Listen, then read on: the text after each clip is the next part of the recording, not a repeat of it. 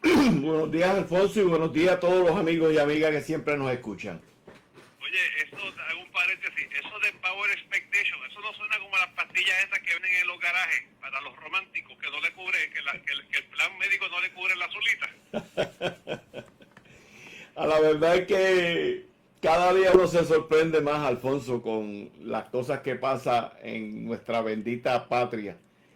Y yo creo que este asunto de Power Expectation deja claramente al descubierto el país del gobierno de la corrupción que nosotros estamos viviendo. Pero vamos a hablar primeramente sobre el rol de Osvaldo Carlos, el fiscal, ex fiscal federal, en todo este asunto. Sí, ese fue, ¿cómo que dicen? El primero que se sirve mejor. Verdaderamente que aquí esto es como cuando apagan la luz, que todo el mundo busca la pared para protegerse. Y la movida de Osvaldo Carlos es importante que nosotros la veamos, pero que la veamos porque aquí no hay nada de gratis, Alfonso.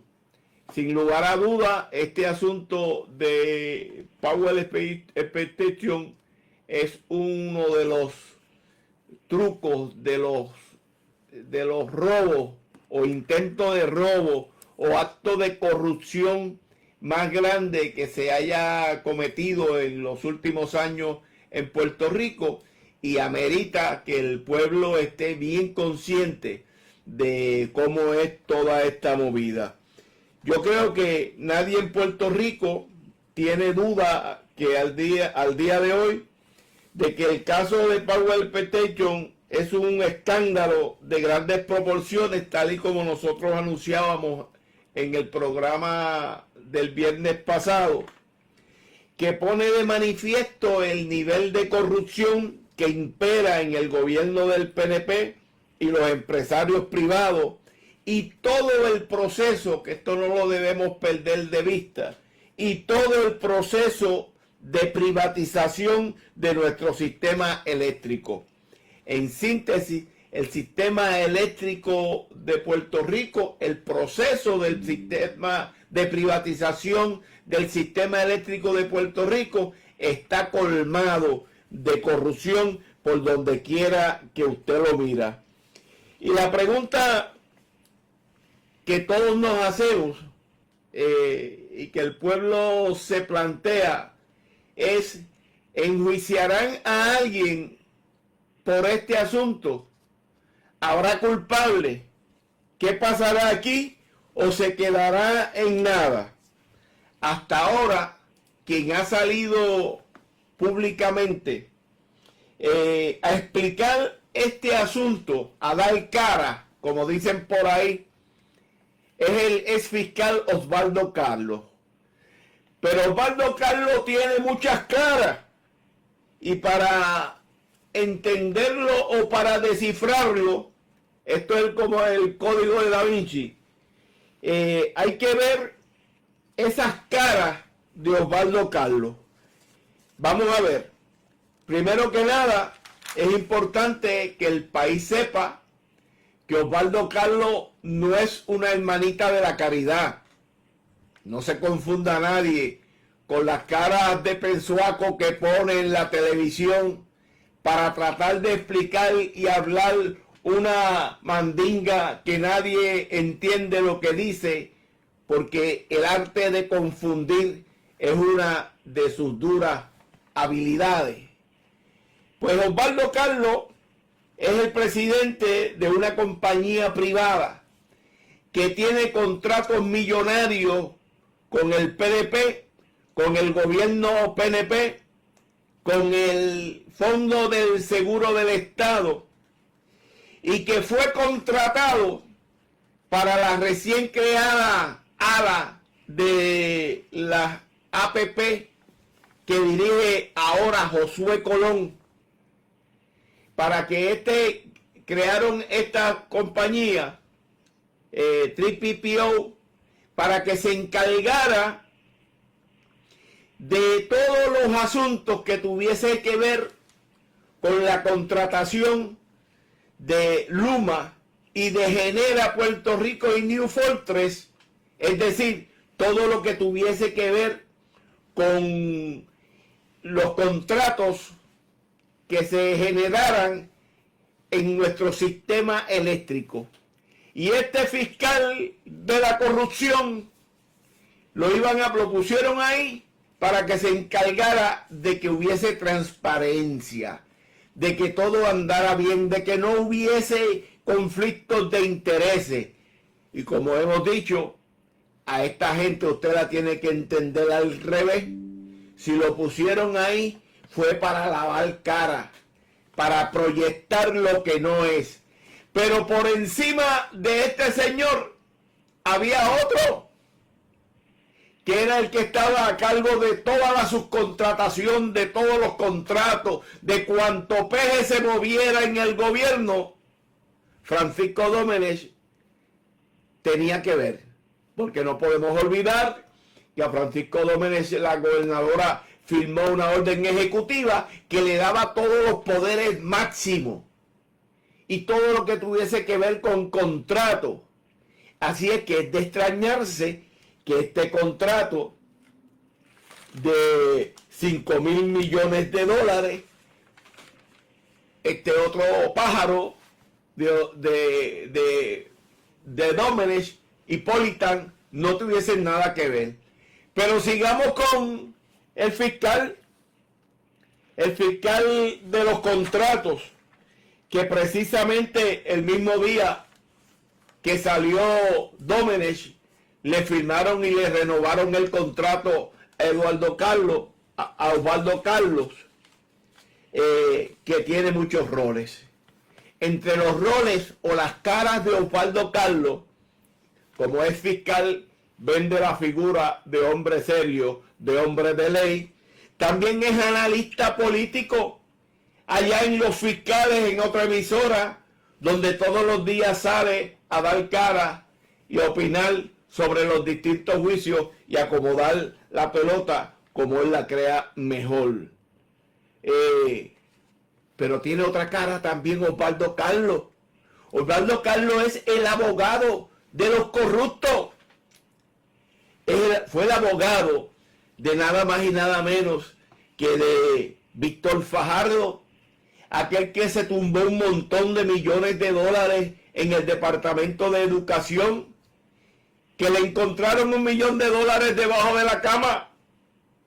Este es el abogado que trazó una estrategia, porque dicen que en eso es que él es bien duro, trazando estrategias para negociar con la fiscalía y buscar transacciones que ayude a los criminales a salir pronto de la cárcel o no pisar la cárcel. Pues le consiguió un negocito fácil a Fajardo, que dicen que cuando Fajardo iba a abrir la boca para cantar y decir toda la podredumbre del gobierno PNP, el juez federal paralizó el juicio y llegaron a una transacción. Así que Osvaldo Carlos es un experto en acomodar la bola para forzar a los jueces, para forzar a los fiscales, para forzar al gobierno, para forzar al que sea a buscar transacciones y acuerdos donde todas las partes estén contentas y los criminales que él represente salgan airosos de la corrupción. Fernando Carlos también fue el abogado que consiguió el acuerdo de los primos de los Pierluisi. ¿Se acuerdan? Los Pierluisi, él fue también el abogado. También fue el abogado de Ángel Pérez, el exalcalde de Guaynabo. Pero a este lo metieron preso y no tuvieron compasión. Pero Osvaldo Carlos se defiende y dice, no, yo le propuse a él que cogiera un acuerdo, pero él se negó. Así es que aquí vemos estas caras de Osvaldo Carlos como negociador del gobierno federal para con los corruptos, y ahora está trabajando para él. Y dentro del marco de que está trabajando para él, al descubierto este chanchullo de grandes proporciones, este gran tumbe, hay que ver cuál es la estrategia que definió Osvaldo Carlos. Y esto parece contradictorio, porque lo hemos visto defendiendo el contrato a capa y espada. Lo vimos antes de que saliera a reducir toda esta situación. Lo vimos denunciando a la Junta de Control Fiscal y señalando que la Junta no tenía jurisdicción y que se estaba excediendo cuando la Junta empezó a reclamar sobre este contrato. Hemos visto a Osvaldo Carlos denunciar a la Junta de Control Fiscal y señalar que la Junta de Control Fiscal se equivoca al cancelar el contrato de los 6.000 millones de dólares. Lo hemos visto en una posición contradictoria, porque decimos, adiós, pero ven acá, ¿y a quién representa Osvaldo Carlos aquí? Que está disparando como para todos los lados. Entonces nosotros tenemos que concluir que Osvaldo Carlos anda en una defensa de él mismo. Y ha tomado la ofensiva como defensa al salir públicamente a decir un sinnúmero de cosas que cuando usted la analiza profundamente se da cuenta que hay una gama de contradicciones y que su cara de pensacua no engaña a nadie.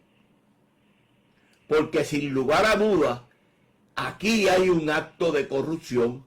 Sin lugar a dudas, eso de que pasaron la bola, como tú dices, Alfonso, de que pararon un elefante en el medio de la sala y nadie se dio cuenta que el dichoso elefante estaba ahí, no se lo cree nadie en este país. Nadie se lo cree. Una organización supuestamente anticorrupción, donde de Fortaleza hasta el último en la agencia todos tenían que ver para velar porque no se cometiera ningún fraude, y aquí le han pasado el elefante.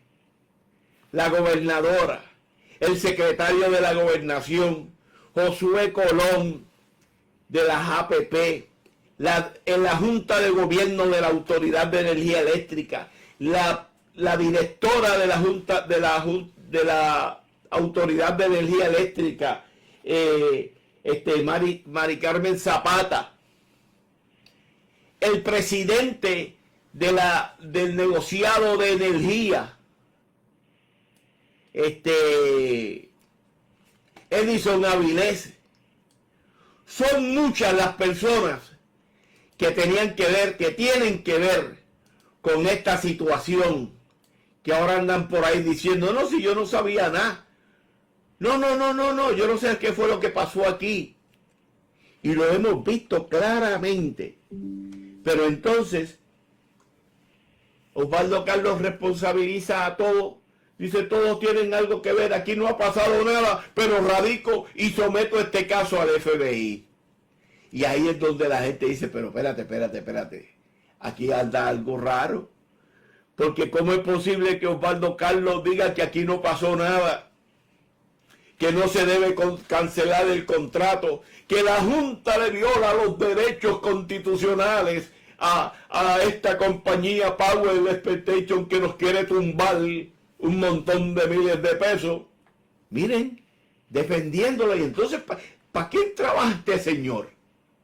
Así es que cuando nosotros lo miramos en el campo amplio, hemos visto que Osvaldo Carlos salió afuera cuando le pisaron el rabo y nos presentó un abanico de posibilidades tocando a todo el mundo.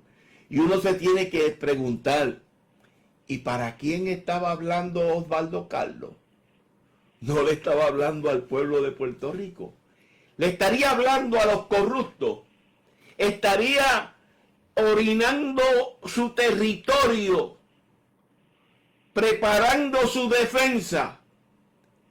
Porque él dice que él es un hábil negociador con los federales. ¿Habrá ido Osvaldo Carlos a los federales o los federales lo llamaron? ¿Habrá ido a utilizar cuál cara? ¿La de acusado, la de testigo, la de cooperador? Para poner a raya a todo el mundo aquí. Eso lo vamos a ver próximamente. Pero lo importante de esto es, a mí no me cabe la más mínima duda de que Osvaldo Carlos va a defenderse y va a finalmente tirar al medio al que sea, porque así funcionan los corruptos. Pero es importante señalar que aquí hay tanta gente envuelta, desde esferas federales hasta esferas locales, que posiblemente estén preparando la estrategia de buscar un chivo expiatorio, como el firmante que nadie sabe quién es, pero que todos se sentaron en la mesa con él. Es interesante la desaparición de Josué Colón y el hecho de que no haya dicho ni esta palabra es mía después de salir en un intento de defensa del contrato, y ahora aparece sencillamente bien maltrecha su imagen públicamente, y Jennifer, que ha dicho, no, si yo voy a hacer una reunión la próxima semana, y en esa reunión que voy a hacer la próxima semana me voy a llevar por medio a quien sea. Veremos a ver. Yo estoy seguro que son muchos los implicados, importante gente, bien importante, que aquí se dice y se denuncia, pero nadie toca ni con vara a los cabilderos de la corrupción, que son los que promueven todo este pantano de estiércol de corrupción, y que aquí tienen un manto que nadie quiere destapar, porque ahí es donde están las aras de poder en este país.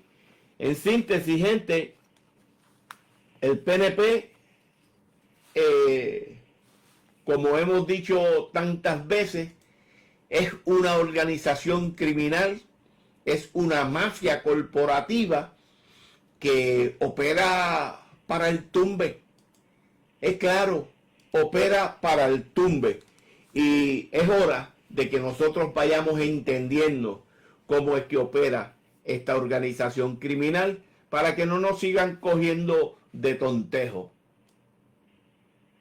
Mientras eso ocurre, ahora de momento se puso de moda que hay que reparar la planta vieja. Alfonso, ahora nos acaban de anunciar, como tú señalas, que las plantas viejas funcionan. Es que nos estuvieron haciendo una campaña bien fuerte, de que las plantas viejas no servían. Y es interesante que ante el desmadre que ha ocurrido con este plan que tenía el gobierno, con estas plantas portátiles temporeras, que es una cosa absurda. Cuando usted lo mira bien, no compagina, Alfonso, porque ¿cómo es posible que tú estés hablando de unas plantas temporeras por 10 años? Entonces, ¿de qué estamos hablando aquí? ¿Cómo es que estamos estirando esto? Algo como que no cuadra. ¿Cómo es que tú das un contrato y unas plantas que van a operar con gas, pero todavía tú no sabes con qué vas a conectar, quién le va a vender el gas a esas plantas, con una gente que te va a operar un negocio, pero tú no sabes de dónde van a sacar el dinero? Y yo creo que es importante que hagamos un poquito de historia, para que nadie se nos pierda en esta madeja de información que tiende a confundir. Y es importante que recordemos que para justificar el proceso de privatización de nuestro sistema eléctrico, el bipartidismo corrupto, PNP popular, junto al sector empresarial privado, desarrollaron toda una campaña para demonizar, para desacreditar a la Autoridad de Energía Eléctrica. Es importante que recordemos esto. Toda esa campaña de demonización de la Autoridad de Energía Eléctrica que nos vinieron con el proceso de privatización, donde como parte de esa campaña nos dijeron que las plantas no servían. Recuerden aquel canalla cuando decía, miren, si vienen unos vientos de 45 millas van a tumbar la planta de Palo Seco, porque las plantas no funcionan, están viejas, eso no sirve. Recuerden al canalla de Eduardo Batia y a Larry Seigheimer, cuando nos decían estos canallas, no, esas plantas no sirven. Y nos decía Eduardo Batia, eso es como un carro viejo, que usted vaya para Ponce con un carro viejo. Usted va a gastar más gasolina, usted va a llegar más tarde, porque eso no sirve. Eso hay que eliminarlo. Y dentro del marco de esa campaña de descrédito, con el único propósito de privatizar la Autoridad de Energía Eléctrica, fueron desmantelando, inhabilitando a los trabajadores para que no pudieran desarrollar el trabajo. No compraron materiales, no reclutaron personas, nos desacreditaron públicamente. Y cae el huracán María y entonces se abre el pandemonio de dinero y corrupción, donde salieron los buitres de donde usted no se imagina. Aparecieron buitres sobre nuestro país, sobre nuestro sistema eléctrico, para enriquecerse, para robarse los 20.000 millones de dólares que habían asignado para el proceso de reconstrucción de nuestro sistema eléctrico. Y dentro de ese marco, para envolver a un montón de gente y para engañarnos los canallas, plantearon que nosotros íbamos a hacer 100% energía renovable y con eso íbamos a resolver todos los problemas. Y durmieron a unos sectores importantes del país en lo que ellos metían la mano para robarse el sistema eléctrico y todos los fondos habidos y por haber. Y dentro de este marco comenzó la carrera por la energía renovable y se establecieron metas objetivamente incansables para luego, cuando llegara el gobierno de Jennifer González, la campeona de Crowley, la campeona del gas en Puerto Rico, comenzaron la campaña del gas junto con New Fortress y Genera PR, y entonces cambiaron la ley para que ese 100% de energía renovable que establecía unos criterios de que en tantos años vas a tener el 25%, el 30%, el 50% hasta llegar al 100% en el 2050, pues Jennifer y la legislatura PNP cambiaron esos criterios para de esa forma darle paso a que el negociado de energía autorizara el que se construyeran nuevas plantas portátiles que operan con gas. Y ese mismo negociado y ese mismo Aníbal Avilés le negaron en montones de ocasiones la oportunidad a la Autoridad de Energía Eléctrica de reconstruir, de reparar las plantas, porque cuando Josué Colón era jefe de la autoridad, pidió encarecidamente que se le asignaran fondos para reparar las plantas y se los negaron. Se los negaron porque eso no era parte del tumbe. El tumbe era construir nuevas plantas. Habían los del tumbe de la energía solar y estaban los del tumbe del gas, enfilado ahí. Pero no había nadie que defendiera que las plantas que nosotros teníamos, que contrario a lo que decía Eduardo Batia, eran plantas que se venían reparando continuamente. Ahí yo trabajé desde 1973. Y todos los componentes de las plantas se le iban cambiando. Es falso decir que eran plantas viejas de los años 60. de los años 50, porque esas plantas se venían renovando. Plantas viejas empezaron a ser desde el momento en que los canallas decidieron pararla para crear la crisis que justificara que el billete empezara a correr, la crisis para la estafa. Eso fue lo que ocurrió. Eso fue lo que ocurrió. Y entonces ahora, cuando se le cae el tumbe con las plantas portátiles, genera que no se queda atrás y que, dicho sea de paso, tiene graves problemas económicos, porque aquí en Puerto Rico nosotros, la corrupción del bipartidismo es tal que busca a las compañías quebradas para darle contrato. Parece que ahí es donde se mueve más rápido el billete, por debajo de la mesa. Pues New Fortress quebrada, ahora nos plantea, no, espérense, hay que priorizar en las centrales, hay que reparar las centrales. Cosa que se debió haber hecho hace un montón de tiempo y que clarifica sin lugar a dudas lo que nosotros habíamos dicho. Pero el problema aquí, Alfonso, va más allá de eso.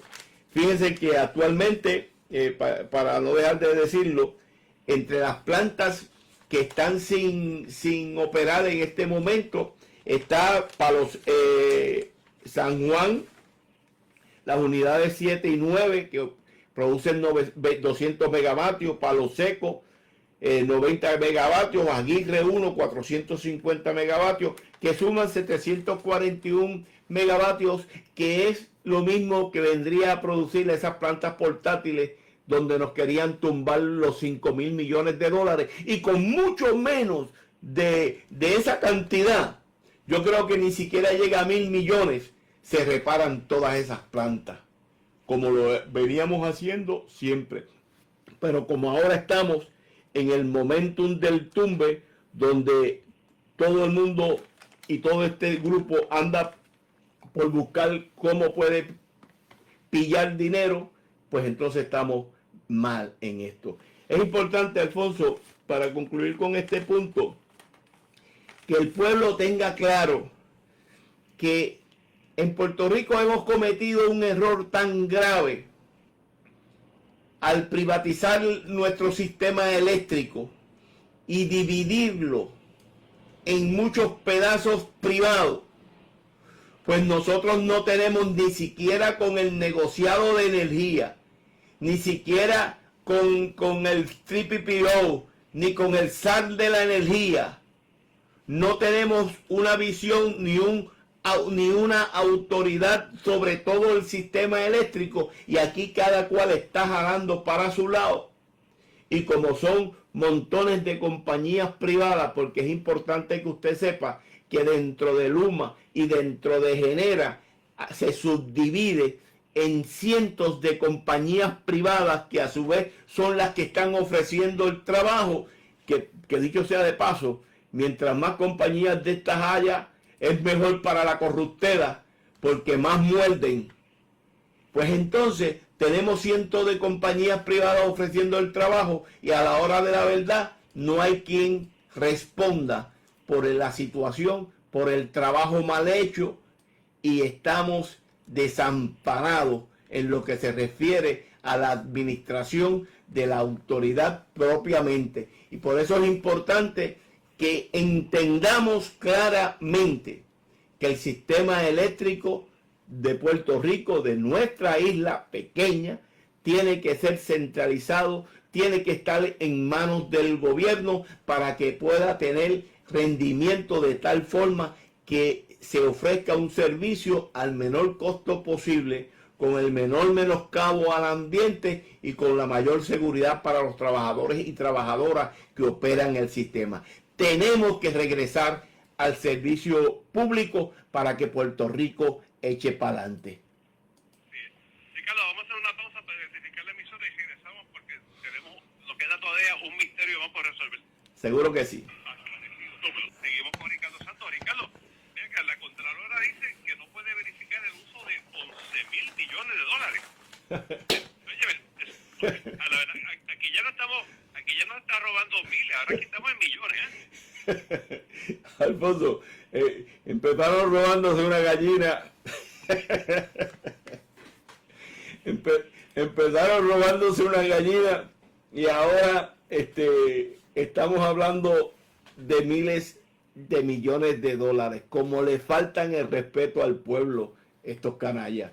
Y fíjate, Alfonso, que es interesante este anuncio que hace la Contralora. Y uno, la verdad es que, como tú dices, cuando uno se cree que lo ha visto todo, se queda sorprendido uno con los eventos que pasan en esta mafia corrupta de empresarios privados y empresarios y funcionarios públicos.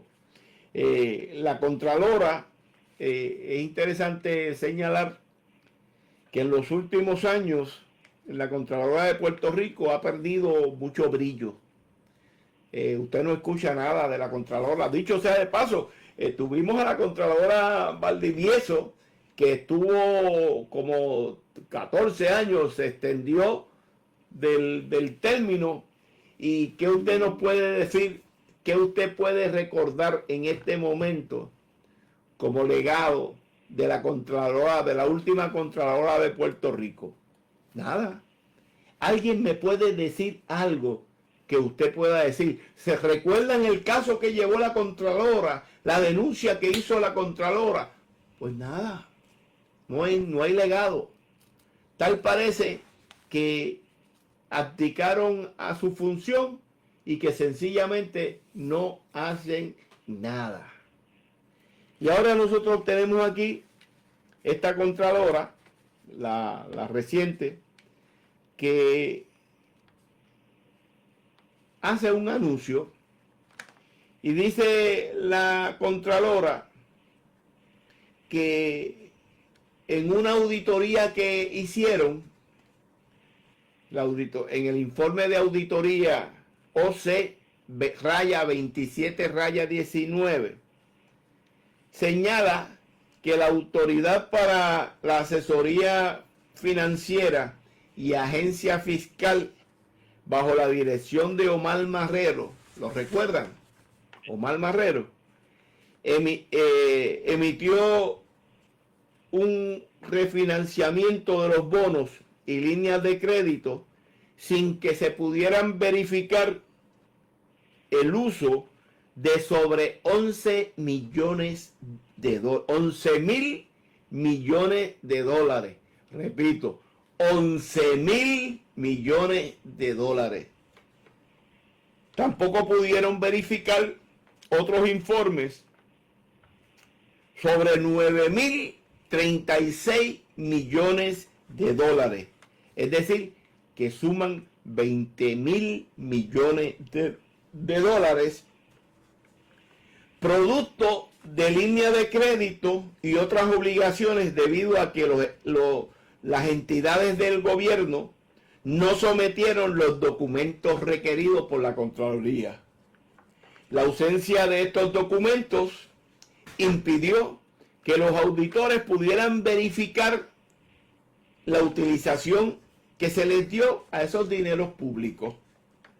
Entre las agencias que están en este tumbecito, bajo el gobierno de Pierluisi, del 2020-2024, está el Departamento de Hacienda, que dirigió Paquito, el mismo Paquito, el mismo que anda por ahí opinando en los distintos canales, proyectándose como que es la maravilla humana de la organización y de los números. Pues mire, este está metido aquí en este rollito. La Autoridad de Carretera, AFAC. Oigan, pero aquí no ha pasado nada. La Contralora ha hecho esta denuncia, pero eso fue como que lo dejó caer tibiamente. Miren, ahí está eso. Sin querer queriendo, mira, lo soltó. Pero no salió con la fuerza, con la exigencia que un anuncio como este exige, yo creo que más, bueno, yo creo no, estoy seguro, mayor indignación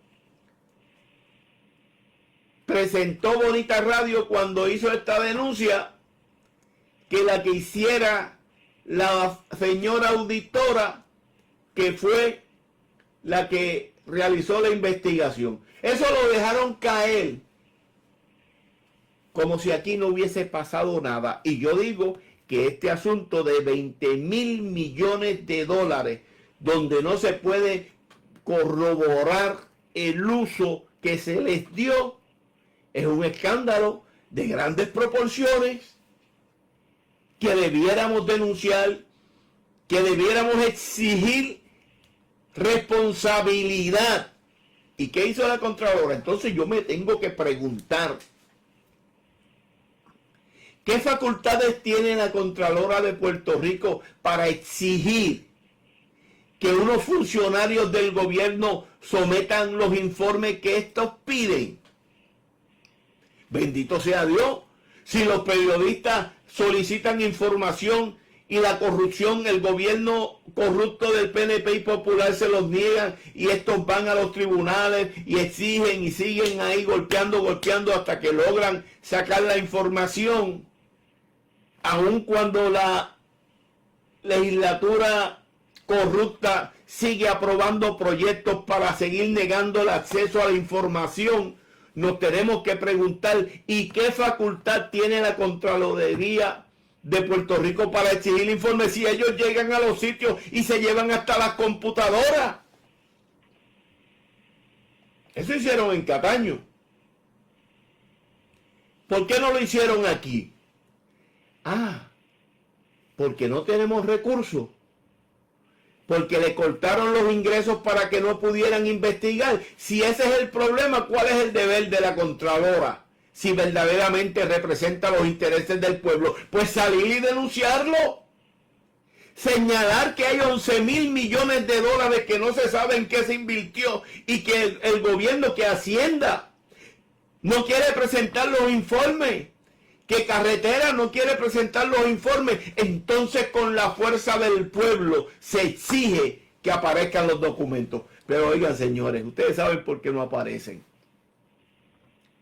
Porque el truco del tumbe con la emisión de bonos y el refinanciamiento de deuda está en las comisiones que se les paga a los que corren los préstamos. Ese fue el mismo truco que utilizaron para quebrar la Autoridad de Energía Eléctrica. Luis Fortuño, que cogió la deuda de la Autoridad de Energía Eléctrica, que era una deuda de unos 4.500 millones de dólares, y Fortuño la cogió en 4 años y la trepó en 9,000 millones de dólares, conduciendo a la quiebra a la Autoridad de Energía Eléctrica.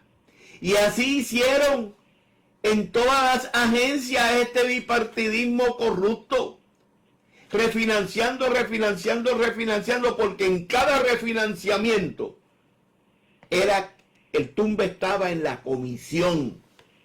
Y eso sí que es difícil de testar, pero la Contralora se queda corta y no le sirve bien al pueblo de Puerto Rico cuando no hace el señalamiento correcto y no exige que aparezca la información. Ese es el verdadero problema. Ahí es donde está el detalle. Porque no se indaga. Porque si se indaga, van a encontrar. ¿Y qué van a encontrar? Pues toda la corruptela de la organización criminal, de la mafia corporativa, que es el Partido Nuevo Progresista y también el Partido Popular Democrático. Y eso el pueblo lo tiene que saber. ¿Por qué otra razón ustedes creen que ese gobierno corrupto no quiso auditar la deuda de 70,000 millones de dólares que tenía el pueblo de Puerto Rico? ¿Por qué no la auditaron? ¿Por qué no quisieron auditar la deuda de la Autoridad de Energía Eléctrica? Cuando se señalaba que eso era una deuda sucia y como deuda sucia no había que pagarla. Y la Junta de Control Fiscal se hicieron de la vista larga y tampoco quisieron auditar la deuda, porque si auditaban la deuda iba a salir a reducir toda esta información que la Contralora tímidamente nos está diciendo hoy, que no se sabe en qué se gastó el dinero. No pueden aparecer los documentos, dicen la Contralora, sin que se enfogone, sin que tome acción para que aparezcan, porque esto es una mafia, porque de eso es de lo que se trata.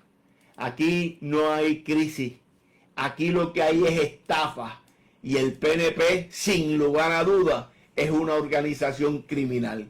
Y a la verdad, gente, que no podemos perder la fe y la esperanza aun cuando más difícil nosotros veamos esta situación. Un país distinto es posible, y yo estoy seguro que en la medida en que el pueblo vaya cobrando conciencia de todo este abuso, vamos a seguir avanzando para crear un mejor país para todos nosotros y nosotras. Que Dios bendiga a Puerto Rico. Gracias, Ricardo. Buen fin de semana. Igual para ti, Alfonso. Escuchaban a Ricardo Santos en el... Bueno, gente, a la verdad es que molesta y da coraje. Como siempre les digo, compartan este video para que más personas tengan la oportunidad de vernos. Yo creo que se van desenmascarando poco a poco. Comparten este video. No se trata de crisis. De lo que se trata es de la estafa en que estos canallas quieren apropiarse de todo nuestro país. Vamos para adelante, gente, que nadie pierda la fe ni la esperanza, que un país distinto es posible y lo vamos a lograr. Comparte el video para que más gente tenga la oportunidad de vernos.